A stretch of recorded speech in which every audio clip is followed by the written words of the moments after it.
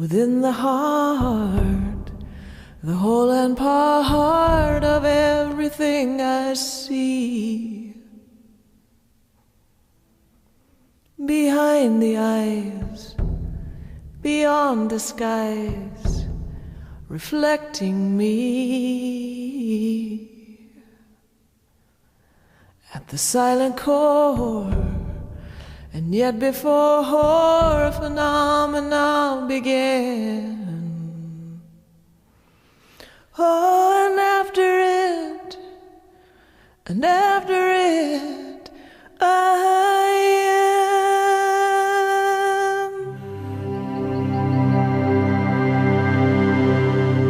On our return to South Africa, we travelled to the sleepy town of McGregor to meet the Van der Westhuizen family, who are devout followers of the teachings of Ramana Maharishi. Directly across from the town church, their family home is named after the holy mountain that Ramana called his guru. I think even from a tender age, I was interested in the sorts of questions, who am I, why am I here?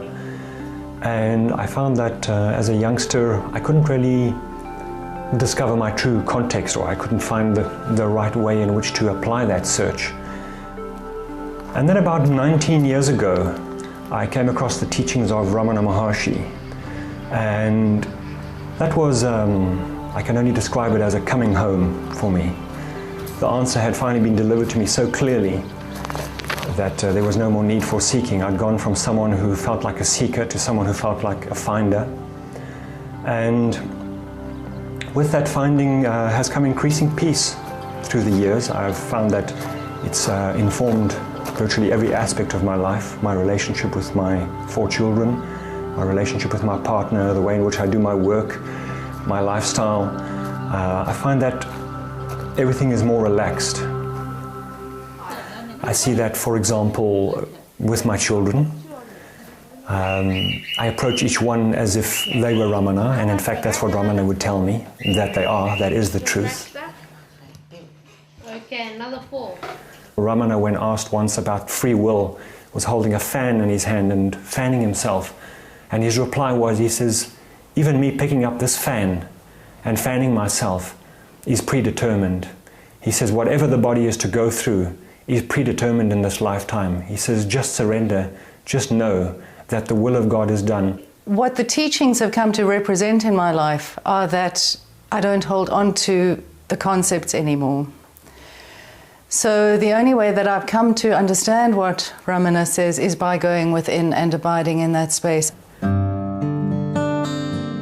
For Peter, delving deeper into the wisdom of Ramana was accompanied by an urge to share the teachings with others. I then set about writing a book which I've been busy with for probably the past 10 years or more.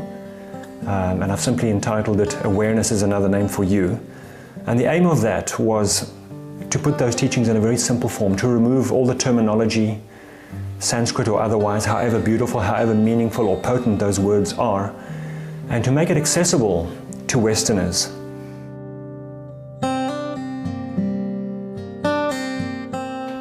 I need you to put your chin on the chin rest and just look straight ahead. Initially with my practice, I suppose I had a sense of being a rescuer, that there were people out there who needed help, who needed rescuing.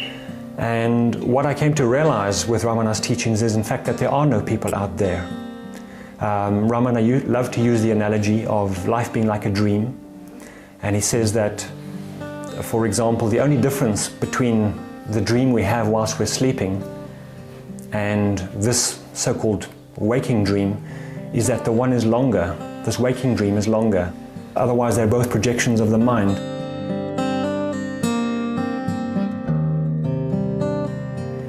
What I find is useful also is that when I'm sitting with a client, I generally have fairly discreetly behind and off to the side a picture of Ramana, and every now and then I look at that picture of Ramana and it brings me back to that sense of presence. It also reminds me that the person, the living body sitting in the chair is also Ramana.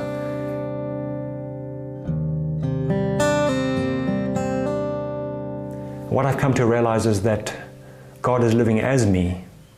God is here as me, but not as this body singularly. What I've come to realize is that God is all pervasive. God is the very energy that I call myself. And it's become more and more clear for me to let go of the periphery, to let go of the story, to let go of the name, and just to experience God, just to be God.